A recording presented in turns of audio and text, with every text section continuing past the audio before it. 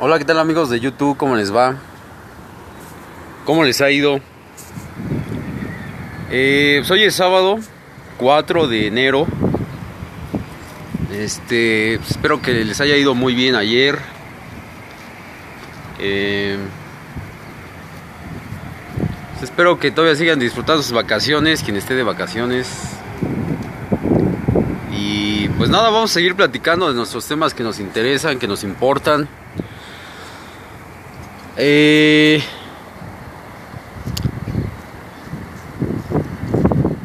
Pues ustedes saben, perdón, que yo estoy así como estigmatizado, entonces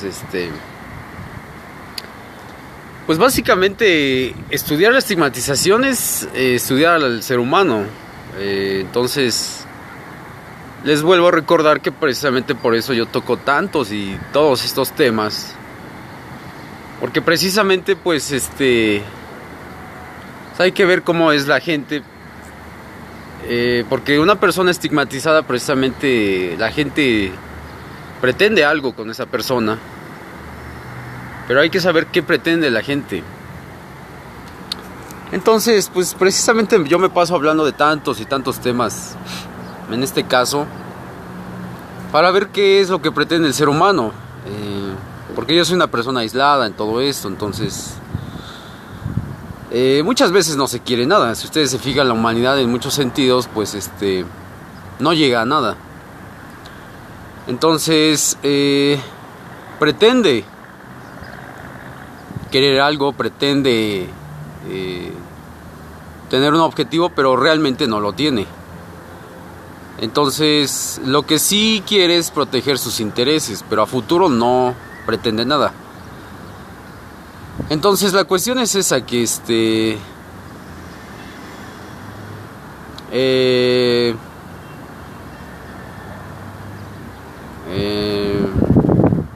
pues hay que tener mucho cuidado con lo que hace el ser humano. En este caso yo debo tener mucho cuidado. Aquí hay un ejemplo muy claro, precisamente es el presidente de México. Él tiene sus tendencias muy personales. Por ejemplo, el presidente también de Estados Unidos también tiene sus tendencias personales. Vamos a compararlos un poco. Estados Unidos parece ser que va a iniciar una guerra en Irán.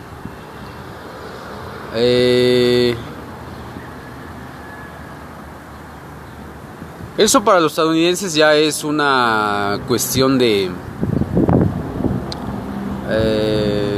es una tradición. Entonces, eso es una tradición, o sea, parece ser que el presidente estadounidense necesita la guerra precisamente para pues seguir una tradición norteamericana. Es penoso que no se haya superado eso, pero finalmente pues es algo que sucede. Parece ser que el presidente Donald Trump pretendió terminar con la guerra, con las guerras. También el presidente Obama. Pero al final no pueden, es algo que los ata. Al ser humano siempre hay cosas que lo atan. Entonces eso es algo muy importante. Por ejemplo, el presidente López Obrador es un presidente que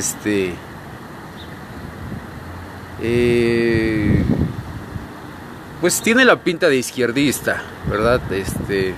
Progresista. El progresismo tiene sus altibajos, no todo lo que brilla es oro.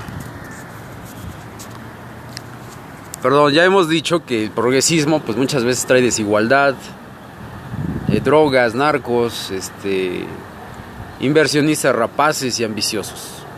Por ejemplo, Carlos Slim, ¿verdad? Carlos Slim dijo cuando ganó López Obrador que pues si ganaba iba a sacar su dinero de México. Amagó con sacar su dinero de México. Pero es un hipócrita, ¿verdad? Y la hipocresía pues en todo el mundo pues es una materia prima, por lo que se vive. Él dijo, si gana Obrador, yo saco mi dinero de México. Así lo dijo, hace escasamente un año. Pero vamos a hacer, vamos a poner como ejemplo, o estaba ya analizando hace un momento, el ejemplo del aeropuerto de Texcoco, del ex aeropuerto de Texcoco, o lo que era el aeropuerto de Texcoco. El proyecto que tenía entre manos Carlos Slim. Porque era su proyecto, era su bebé, que le dice, ¿no? Era su obra, iba a ser su obra de Carlos Slim. Carlos Slim sabe que presidentes van, presidentes vienen.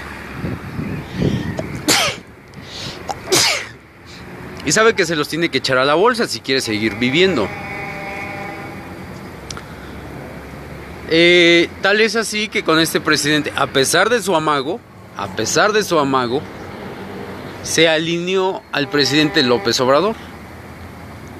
Y parece ser que el presidente López Obrador, de la misma manera, se alineó a Carlos Slim. Porque Carlos Slim hace escasamente un año dice, si gana Obrador yo me voy del país. Eso quiere decir que es su enemigo. O sea, hasta hace un año, política ideológicamente, Carlos Slim era el enemigo de López Obrador. Y hoy pues se puede decir que hay una reconciliación. Así como con Emilio Azcárraga, con Salinas Pliego, con muchos inversionistas o empresarios mexicanos o extranjeros. Pero vamos a enfocarnos un momento en el proyecto del Texcoco.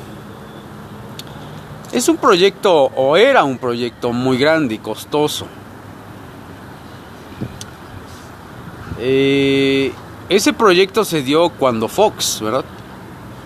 Fox es un dicharachero, es un... pues sí tiene un poco de locura el tipo. Él quería hacer un Silicon Valley, ¿no? Que nunca se le dio al señor.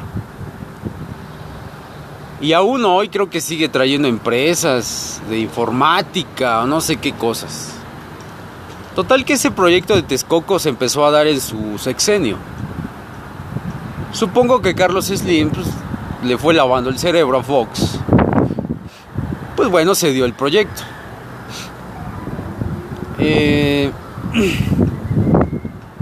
Ya desde ese entonces se decía que el proyecto del aeropuerto de Texcoco iba a ser un proyecto grande, de primer mundo, etcétera, etcétera.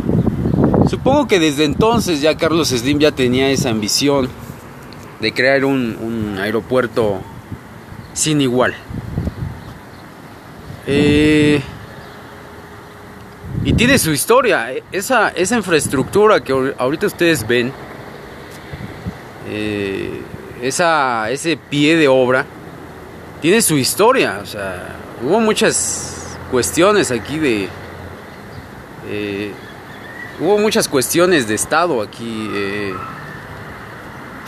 Hubo encarcelados, hubo expulsados de sus tierras, hubo gente comprada que le dieron dinero y vendió sus tierras, etcétera, etcétera. O sea, fue todo una cuestión eso. Y todo se lo debemos al señor Carlos Slim. Porque finalmente él es la constante, por lo menos de Salinas a este presidente. Carlos Slim es la constante en muchas cosas. Básicamente Carlos Slim se ha convertido como en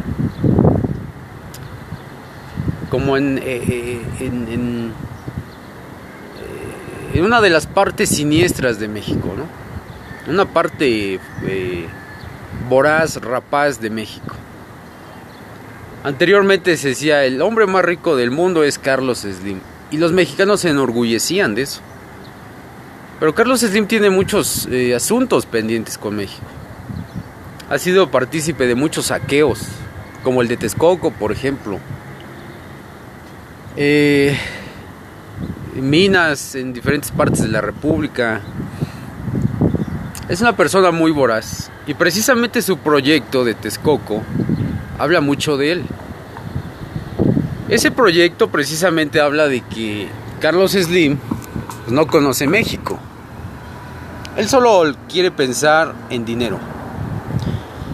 ¿Eso a qué lo lleva? Carlos Slim en el proyecto de Texcoco hizo un proyecto descomunal comparado con la Ciudad de México y sus alrededores, que es Ecatepec, Texcoco, Nezahualcóyotl, Colman. No tiene nada que ver ese proyecto con la urbanística, con la infraestructura del alrededor. Ese proyecto era un proyecto pues como para Singapur o Dubái o China, que a ellos que les gusta construir esos megaproyectos, para ellos, para ese tipo de ciudades sí es, ese proyecto sí era muy bueno. Pero aquí, o sea, yo me imaginaba, ¿no? Desde aquí yo pudiera ver el domo del aeropuerto. Entonces decía, bueno, aquí la mayor parte de los alrededores es Nezahualcóyotl, Ecatepec, Colman, pues es gente, es barrio, pues, ¿no? Y yo me ponía a pensar, bueno, imagínate entre todo el barrio, pues, de pronto salía una mancha blanca que era un domo de un aeropuerto, ¿no? Entonces ahí dije, pues eso no coincide. Eso es pura y neta ambición de una persona. Una persona que no piensa más que en dinero. Una persona que no piensa en la humanidad, ¿verdad? Solo piensa en sus ambiciones. Entonces, eso habla mucho de la psicología de Carlos Slim. ¿Cómo se atrevió a proyectar un aeropuerto en una zona donde no encaja, en un país donde no encajaba ese aeropuerto?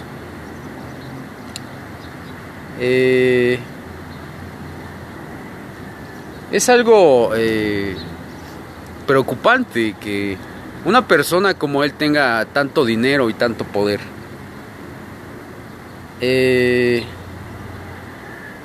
Pero a la vez es débil porque él dice, si gana López Obrador yo me voy del país, ¿no? Como niño berrinchudo se puso a llorar hace un año. Andaba por España, andaba con su esposa y dijo eso, ¿no? Entonces, y ahorita ya lo vemos muy alineado, diciendo, pues el aeropuerto no es el único proyecto, hay más proyectos.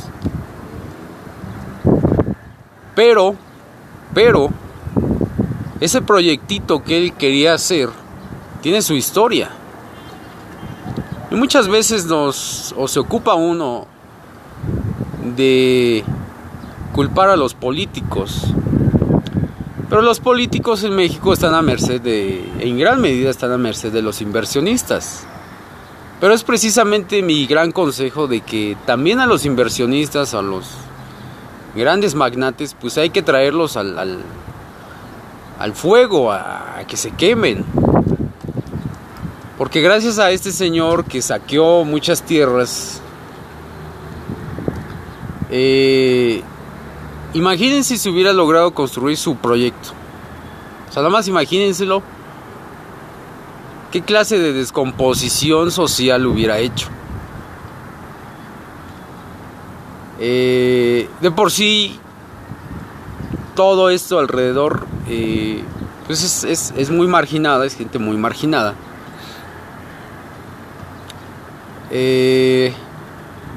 Supongo yo que aprovechó esa parte, ¿no? De la marginación que existe aquí en México. Entonces la cuestión es que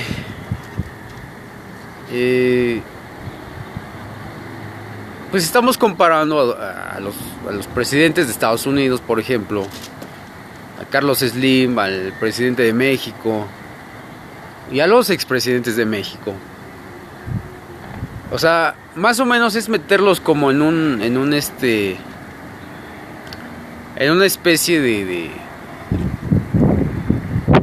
de visualización de las cosas.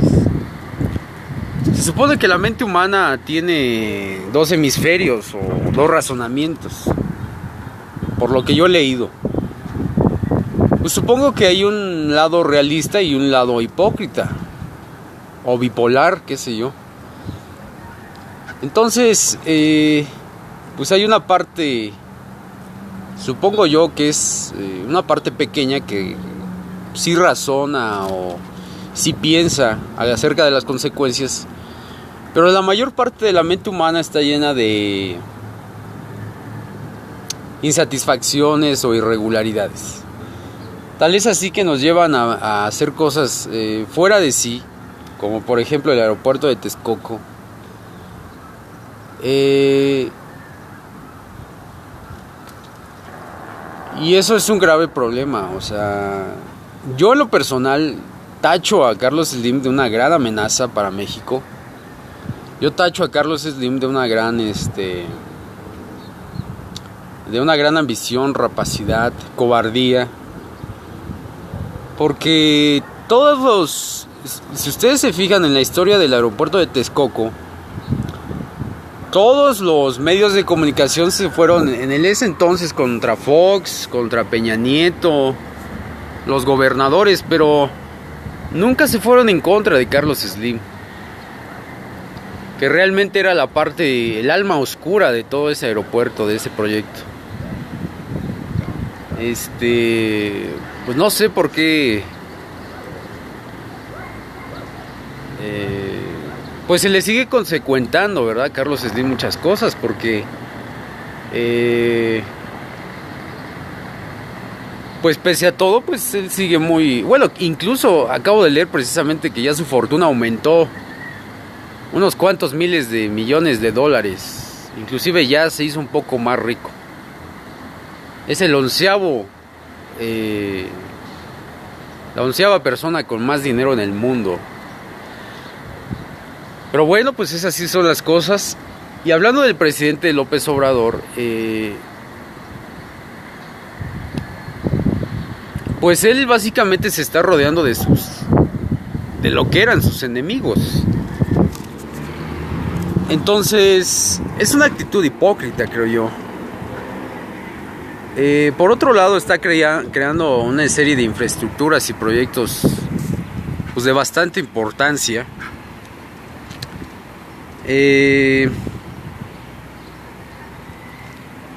Aquí se viene lo del Tren Maya, que yo creo que va a ser una cuestión importante.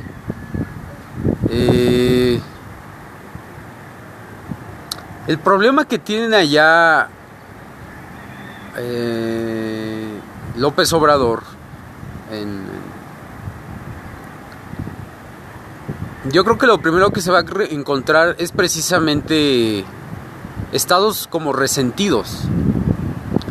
Porque si bien muchos de los estados como Chiapas, Oaxaca, Tabasco, todavía tienen como mucha marginación. Que hay cosas que yo no entiendo, porque por ejemplo, en Chiapas, pues acaba de salir el gobernador Velasco, que era priista. Entonces, no se entiende bien a los chapanecos, ¿verdad? Pero bueno, esa es una cuestión. Por otro lado, pues hay municipios autónomos. La autonomía de ciertos lugares en Chiapas, ¿no? Precisamente habla de que pues no necesariamente quieren la vida típica cotidiana de las ciudades o de los modelos económicos. El otro problema que tiene el presidente es que hizo una consulta ciudadana, pues ahora sí que él solo sabe él cómo la hizo. El problema es que va a afectar a muchos estados, o sea, Tabasco, Chiapas, toda la península y parte pues básicamente toda la península. Entonces es un proyecto grande, no lo va a terminar, pero si queda un presidente de Morena en el próximo sexenio, lo más seguro es que lo termine, como pasó en el antiguo Distrito Federal, hoy Ciudad de México. La cuestión es que si construyen el tren, eso va a atraer más turismo, que es una de las cosas que se pretende con el proyecto. Pero si nos fijamos en la península de Yucatán, en Cancún, todas esas zonas turísticas, ¿realmente ha servido el turismo? Y estamos hablando que son 8 millones de turistas al año que recibe esa parte nada más esa parte del país. ¿Y realmente les ha servido? Parece ser que este proyecto del Tren Maya, el Estado va a aportar la mayor parte de los recursos. Eso es bueno, pero no tan bueno porque parece ser, una vez habiendo esa vía de comunicación, ese tren, porque aparte ya existen carreteras, parece ser que ese tren va a estar diseñado que para en el día sea un transporte de pasajeros y en la noche sea un transporte de carga. Obviamente, pues, ¿qué va a transportar? Pues recursos naturales. El problema es que con el tren va a venir pues saqueadores, mafias. Con el tren va a venir corrupción, va a venir deforestaciones, ganaderos. Ya no se diga la cantidad de seres o animales que se van a asesinar, ¿verdad? El ecocidio que se va a dar. Y va a traer, el problema del Tren Maya es que va a traer a ciudades, o sea, va a atraer a ciudades, o sea, la gente se va a ir a meter allá, donde que es una zona muy paradisíaca, muy atractiva. Y pues nada, va a querer cazar jaguares o venados o qué sé yo, o va a querer meter ganado, o la tala de árboles, donde que allá hay mucho recurso natural, mucha mucha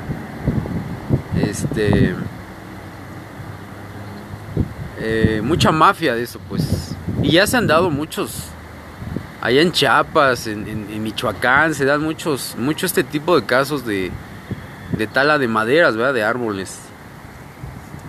Incluso a veces vienen extranjeros a llevarse, con ayuda de los narcotraficantes, a llevarse los recursos naturales. Entonces, no sé si el presidente sepa muy bien lo que está haciendo ahí, la dimensión yo en lo personal no veo malo el Tren Maya, lo malo es la ambición, ¿verdad? Yo creo que construir el Tren Maya es algo muy ambicioso, muy desmesurado, descabellado, de locura, porque no está tomando en cuenta, digo que eso es algo muy normal en los políticos, no está tomando en cuenta la esencia del pueblo. O sea, sí le está pidiendo permiso al pueblo, pero no está tomando en cuenta la esencia. Porque con ese Tren Maya, yo en lo personal, yo lo que haría pues es o sea, en lo personal, para hacer un proyecto de esa magnitud, pues yo en lo personal, una consulta para hacer ese proyecto básicamente a mí me tomaría por lo menos un año. No puedes hacer una consulta de la noche a la mañana.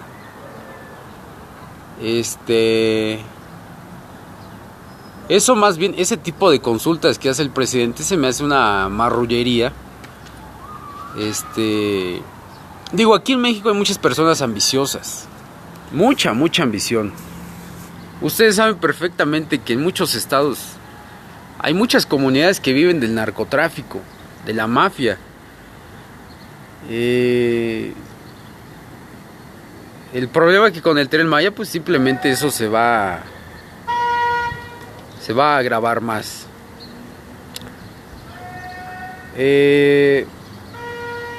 Pues a mí en lo personal sí se me hace una cuestión incómoda, ¿verdad? Porque parece que los zapatistas no están muy de acuerdo con ellos y pues sí tienen cierta razón porque se supone que ellos son pueblos autónomos, perdón, o autóctonos, no sé.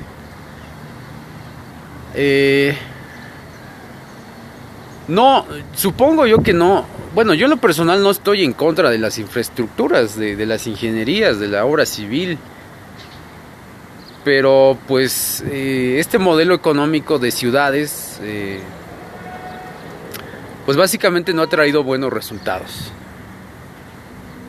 Y honestamente, pues yo no les deseo unas ciudades allá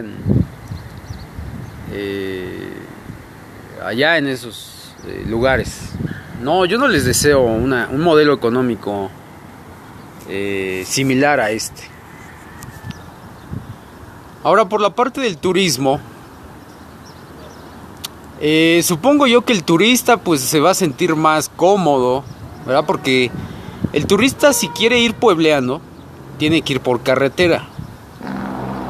Parece ser que es el único medio para ir turisteando por ahí, lejos de las zonas hoteleras. Parece ser que si ya se quiere ir puebleando, ya tiene que ir por carretera. Que ya para el turista eso ya es un poquito arriesgado.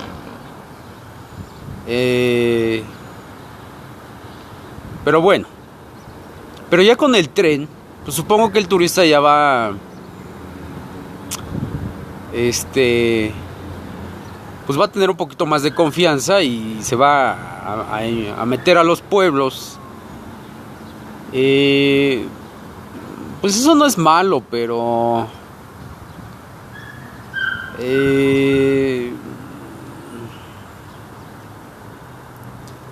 pues honestamente no sé, como que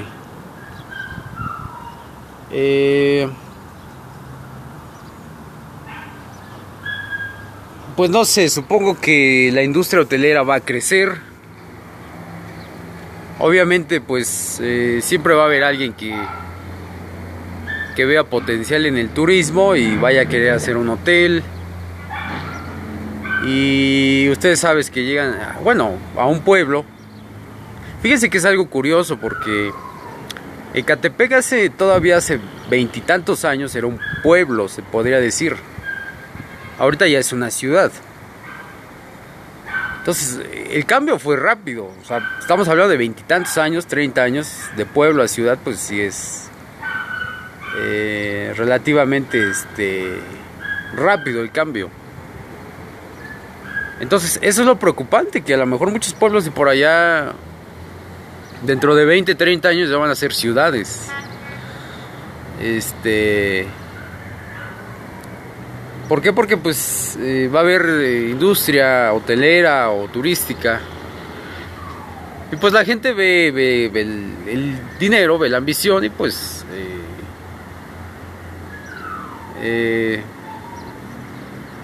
pues deja sus quehaceres cotidianos o típicos por el dinero, la ambición.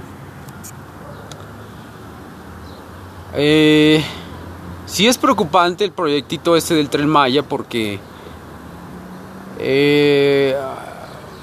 digo, ahorita ya va saliendo esta generación que ya la conocemos muy bien, etcétera, etcétera.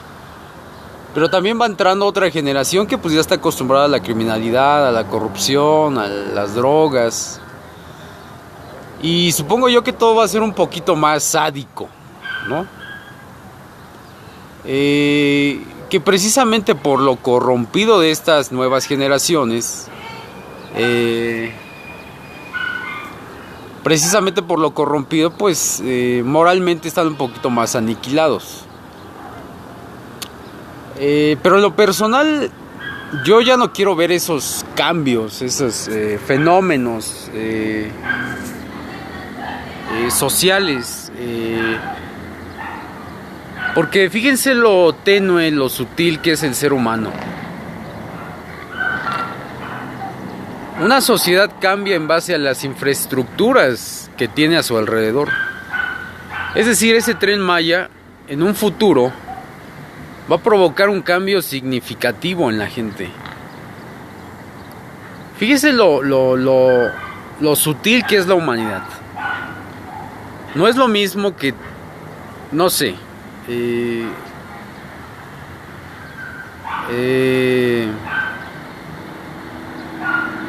no sé, vamos a decir un pueblo, pues digamos un pueblo marginado, un pueblo que, pero finalmente se lleva una vida más o menos, se vive más o menos, y de repente va a llegar un tren a tu comunidad, a tu pueblo, pues te va a cambiar la vida.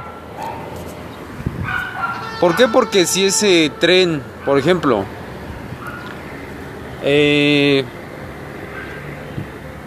aquí en Ecatepec, cuando hicieron la línea B del metro, pues la vida cambió aquí en Ecatepec. Precisamente en ese entonces parece ser que nomás se quería hacer la línea B hasta los límites del Estado de México, Distrito Federal. Pero parece ser que esta mujer, Rosario Robles, fue la que abogó porque se hiciera la línea B o se extendiera hasta acá, hasta Ciudad Azteca. Y todo eso cambió, o sea, esa infraestructura que no es muy grande, es un tren, es un metro, cambió la vida de esas colonias. Digo, porque yo vivía ahí. Entonces la gente encontró una oportunidad, pues el servicio es barato y es relativamente rápido. Y pues tú lo ves todas las mañanas y va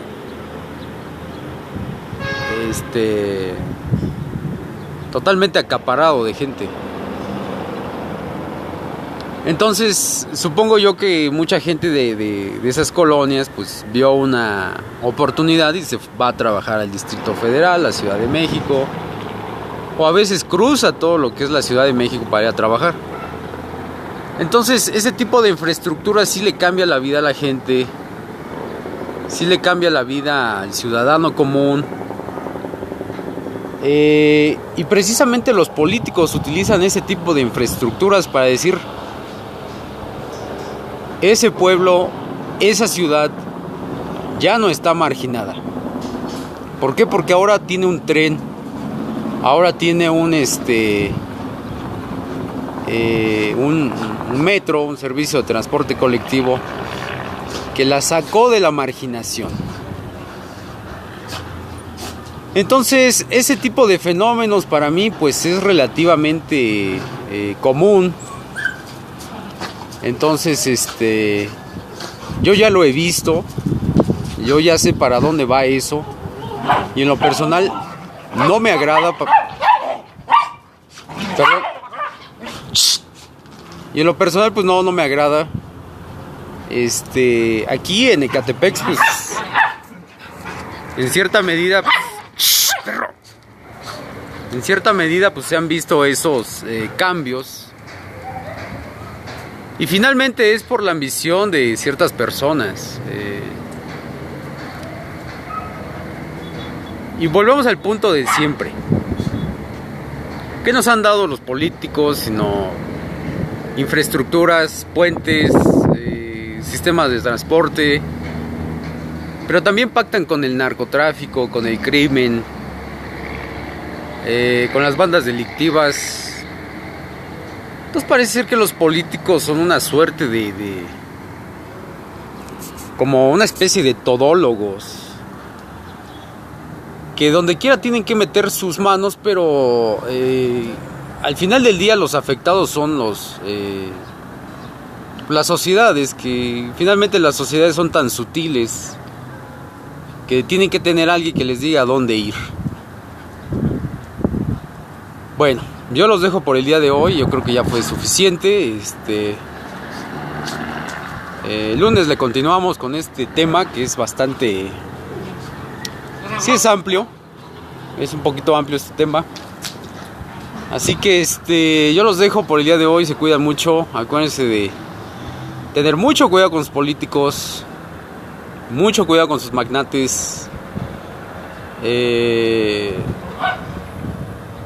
mucho cuidado con la ambición, el dinero, todo eso. Entonces ahí hay que tener mucho cuidado. Entonces, yo los dejo por hoy, se cuidan mucho y bye bye.